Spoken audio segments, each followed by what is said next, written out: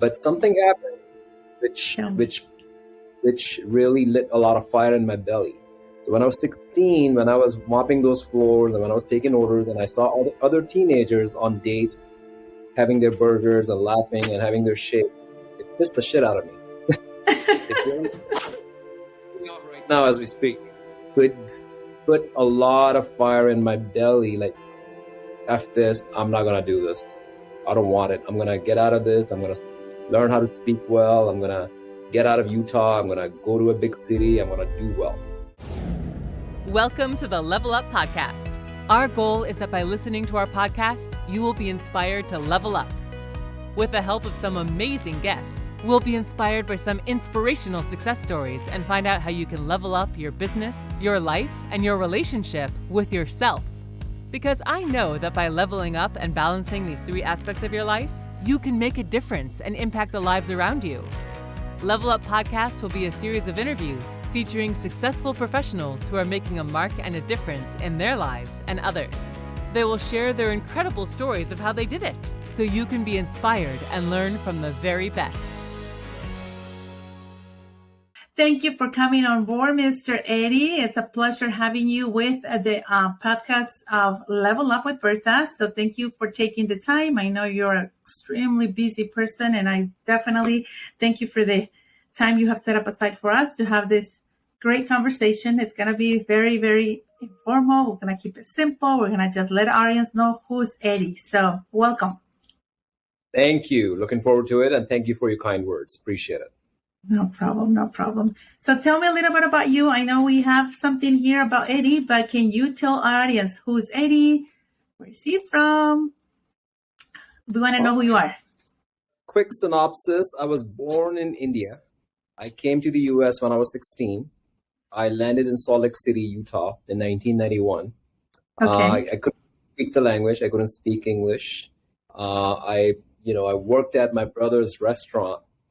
He had a fast food burger joint in Salt Lake City. I worked there. And basically, I thought that was my life. I just want to work at a restaurant and speak broken English and mop the floors and flip burgers. And that was my career. So that was your first job coming in? Yeah, I was 16. But something happened which really lit a lot of fire in my belly. So when I was 16, when I was mopping those floors and when I was taking orders and I saw all the other teenagers on dates having their burgers and laughing and having their shake, it pissed the shit out of me. It's really going off right now as we speak. So it put a lot of fire in my belly, like, F this, I'm not going to do this. I don't want it. I'm going to get out of this. I'm going to learn how to speak well. I'm going to get out of Utah. I'm going to go to a big city. I'm going to do well. And long story short, I pushed myself. I took lessons and I went to finish my high school. Then I went to Utah State University. I pushed myself. And then I came to California in 1997. And I got into the mortgage/real estate industry in 1999 and never looked back. Wow. So tell me a little bit about how was that? How do you got introduced to the industry? What was that like? Yes. So in 1997, when I came to California, and there are lots of mini stories, which were challenging times. I come to California in 97, didn't know where I was headed because I either wanted to go to California or New York. Because coming from India, that's all we knew. You know, when you live outside of the US, you just think of Hollywood or New York. I mean, you don't know. That's all you know. I'm like, dude, I want to go to California or New York. So the reason why I decided to come to California, because Utah is cold. I did not like the snow. I'm like, dude, maybe I should go to California. So I asked my brother if he knows anyone in California. Mm-hmm. And I do have a friend. He gave me the number. I took the address. And I did not even know what part of California I was driving to. This is back then. We didn't have an iPhone or it's called mapquest.com. And you would print or you look at the map right? books. Yeah. So I looked at the map. I guess I'm going to San Francisco. I'm like, oh, okay. I don't know where it is, but let's go. So I drove for 12 hours. I came here and then I couldn't find a job. Even though after having a college degree, I couldn't find a job. I'm like, this is not good. But so my first job was a pizza delivery boy at Domino's with a college degree. Yes. But then because I had to work, so I was delivering pizza, and then eventually I got a job at Circuit City. Back in the day, Okay. Circuit City, like Best Buy.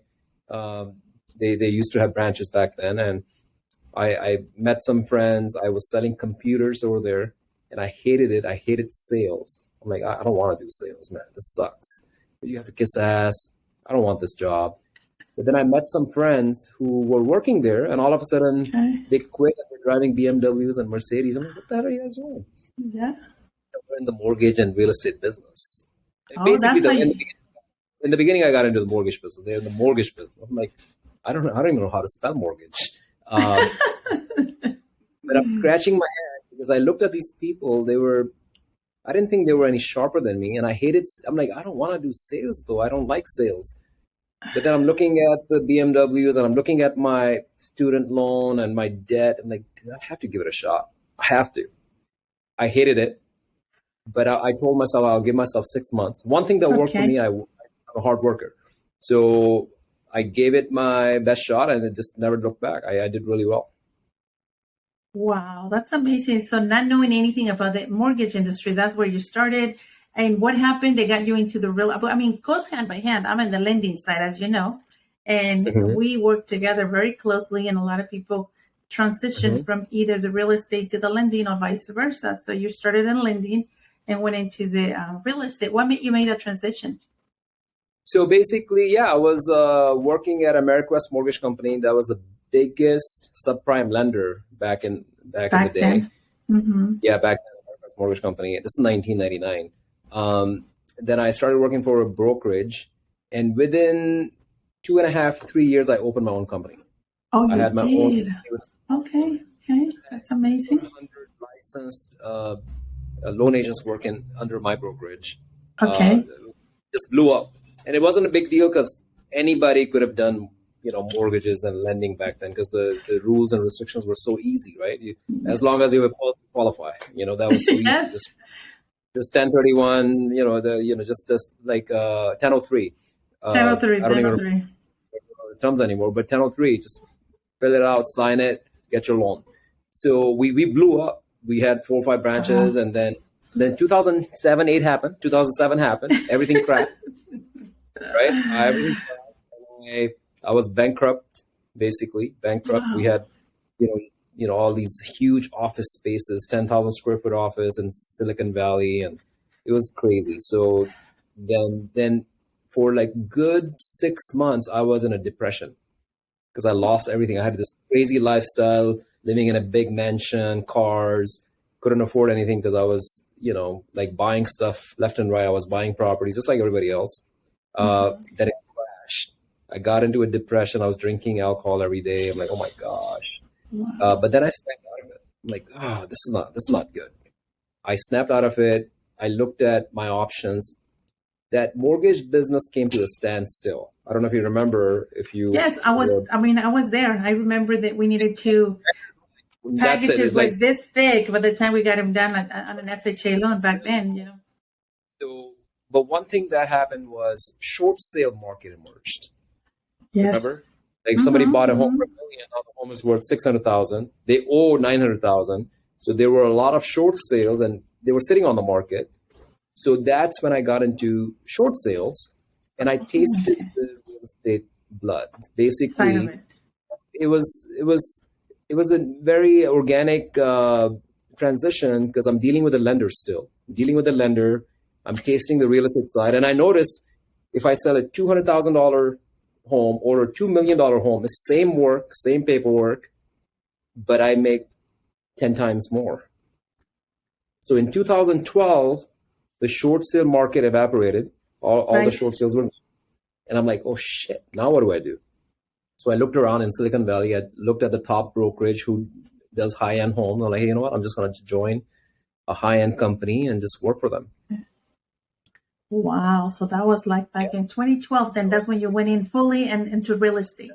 Went in fully, and that's when I met Mike Ferry, because that's how I was introduced. And then I was going to ask you that next. Who's been the person who had made more impact in your career? And thank you for bringing that up because, again, actually, we met through a Mike Ferry event.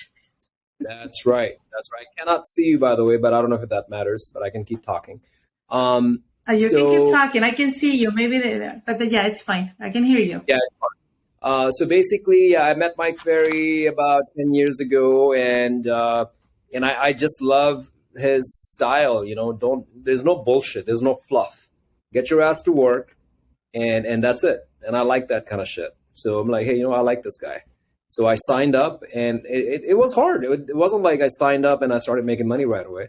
It took me a good year to get the ball rolling, but then it just kind of Okay.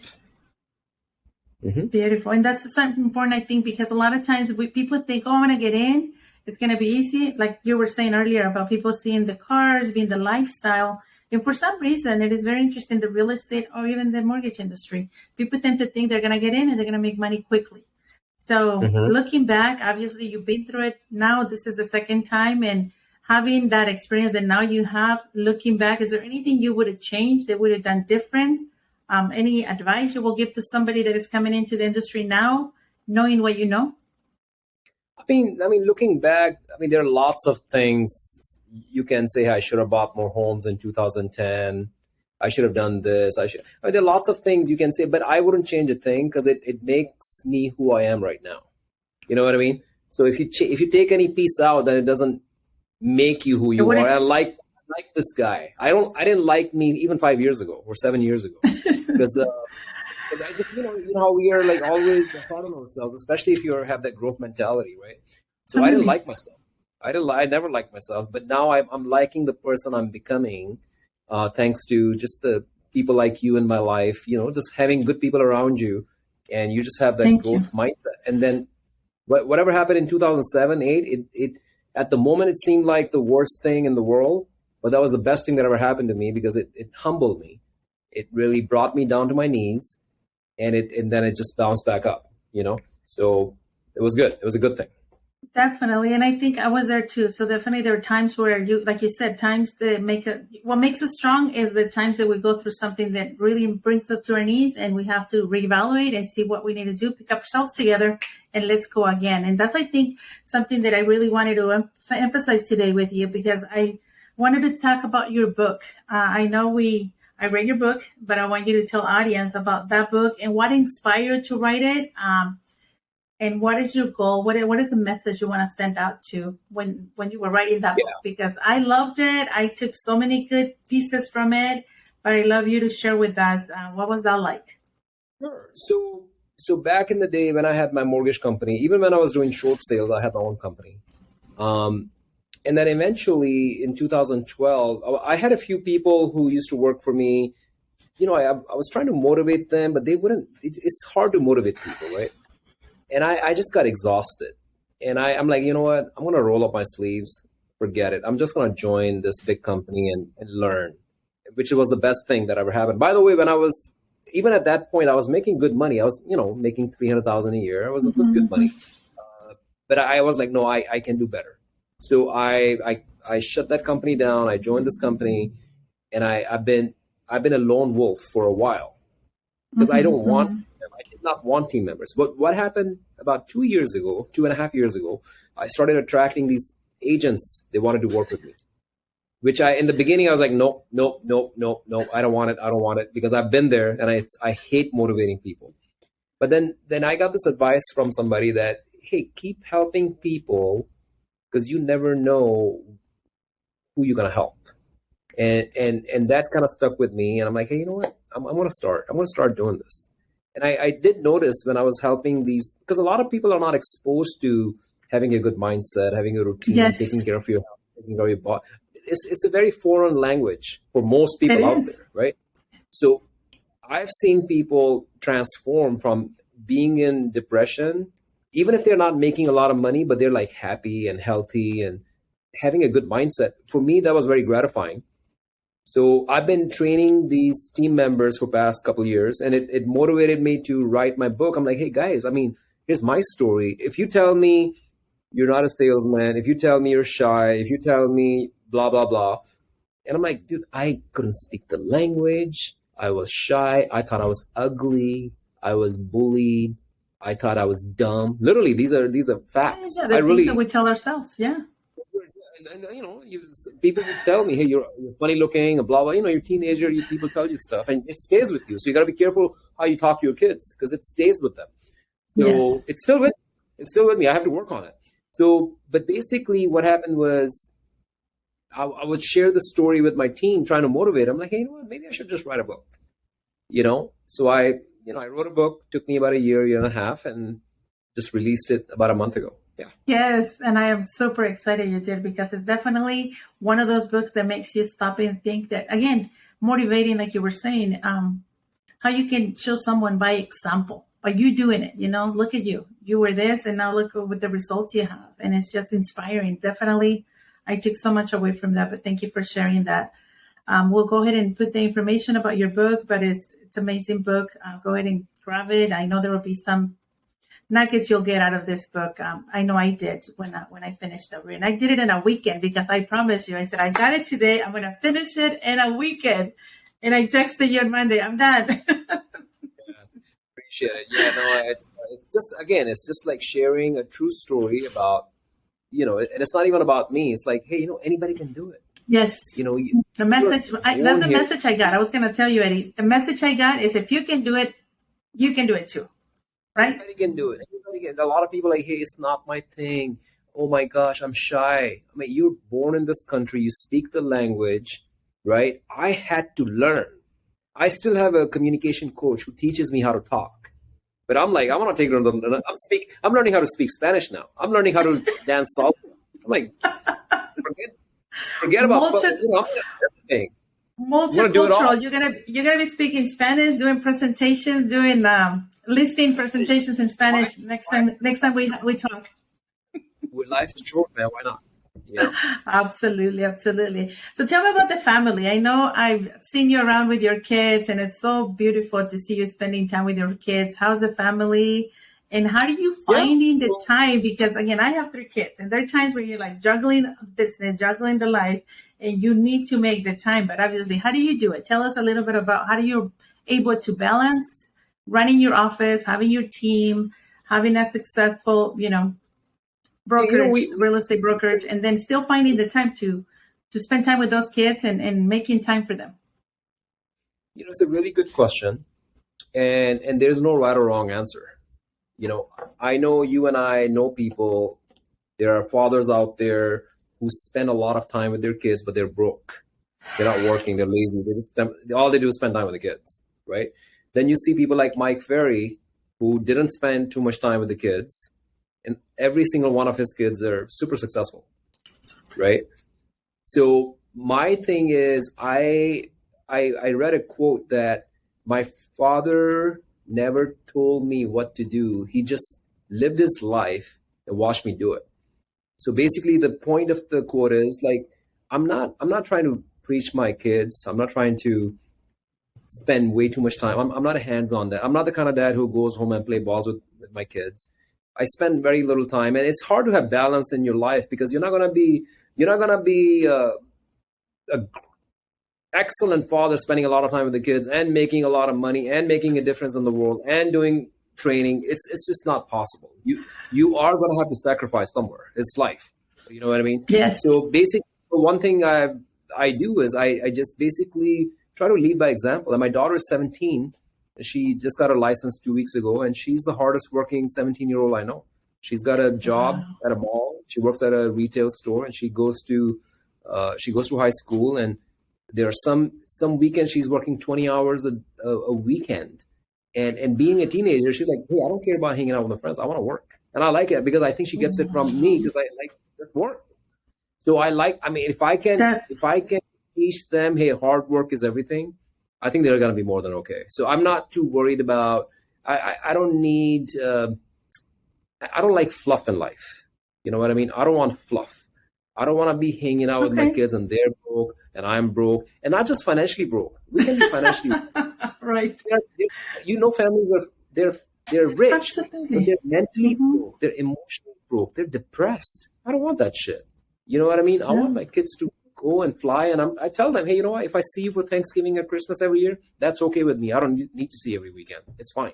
As long as I know that they're having a good life, they're having fun, for me, that's a win. So everyone is different. Like I said, some people are like, no, I want my kids to stay in the same town. Like, well, we're all different. Yeah. We're all different. Something you touched on that I think I'm going to speak for myself too. I believe that leading by example is more important than what you say, because you can say, so many things. You can speak nice words and all of that, but if they don't see you doing it, I think leading by example is definitely the best way to teach our kids. Yeah, what's a shame is I see people who are more concerned about their favorite sports team than taking care of their kids. They would spend $1,000 on tickets or season tickets, and their kids are struggling because, and because there is no work ethics, there is no leading by examples, and you see that a lot, and that's why it's kind of sad. I think Mike Ferry talks about it, because if you look around, a lot of people are just lazy these days. They just don't want to work. They want things handed to them.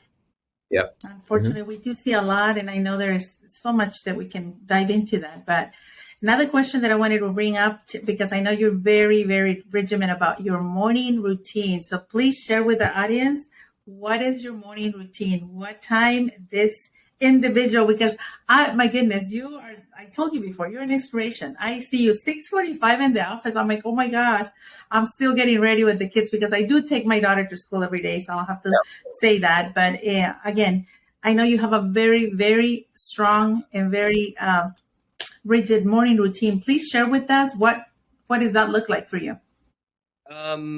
Basically, so first of all, I want to say it doesn't matter if you get up at 4, 5, 6, 7, 8. Doesn't matter. Just because I get up early doesn't mean you have to get up early, because we all have different schedules. Anthony Robbins goes to sleep at 4 in the morning. He's like, dude, my juices are flowing at night. He's writing books, So the one thing that happened to me when I joined Mike Ferry about 10 years ago, I came across a book called The Miracle Morning. Okay, The Miracle Morning. If you haven't read that book, get it. Okay. So basically, the book talks about basically doing a few things on a daily basis, like meditation, affirmation, reading a good book, visualizing, exercising, and journaling. Okay. So what I do is I get up at 4 in the morning, and doesn't matter how I feel, the alarm goes off, and I put a big smile on my face while I'm laying down, big smile, and I just get up. And first thing I do is I make my bed. It doesn't matter if I'm achy, if I slept for 3 hours, 4 hours, 8 hours, it doesn't matter. I'm half asleep. I get up force myself with a smile, and I make my bed. And right away I grab my computer and I write down my affirmations and my goals while I'm half asleep, just like almost falling down, but I'm like, nope. With a smile, I write down my affirmations, my goals. Bertha, do you get that every morning and evening? You get that? You get that email, right? Okay. Yeah. So basically I write that down, and then I go to the restroom. I basically just get ready. I take a shower, I brush, I shave, whatever. I get ready, and I put on my gym clothes, and I go to the gym. I'm at the gym by 5 a.m. Okay. I don't sweat a lot, but I lift a lot of weights. So so that way I don't have to take a shower in the gym. So what I do is from 5 to 6, I have if anybody wants to join, just let me know. I have a 5 a.m. basically what I call is a 5 a.m. miracle morning routine.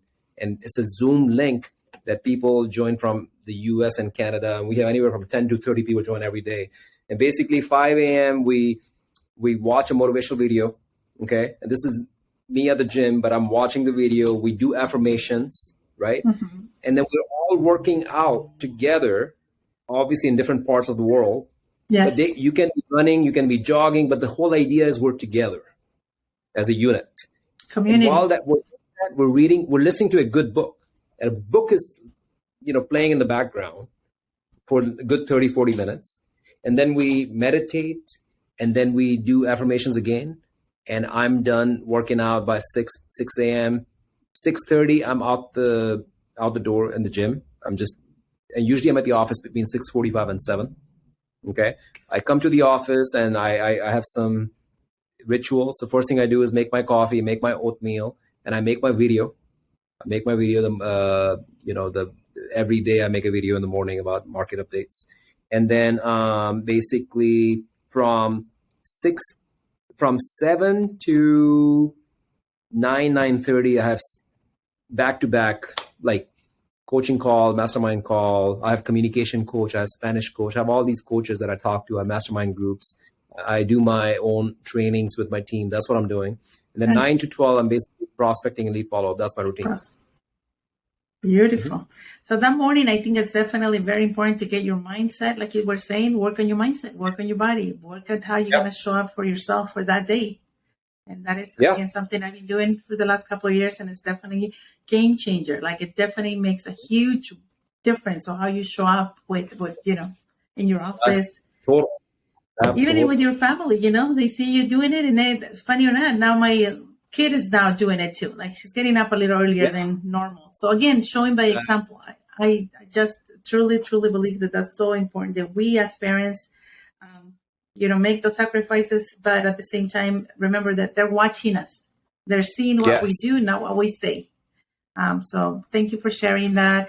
Another thing I wanted to ask you, I know we talked about this last time, but what are the 3 books that and you mentioned one already, but what would be the 3 books that you would recommend someone to read? And it doesn't necessarily have to be real estate, because we obviously have audience from different, they do different things. But what would be the 3 books that you think had made a change, that had impacted you and had allowed you to stay focused, or do something that have made you be who you are today, that you said these 3 books are the ones that I will recommend someone to read? There are so many books that I can. Let's pick 3.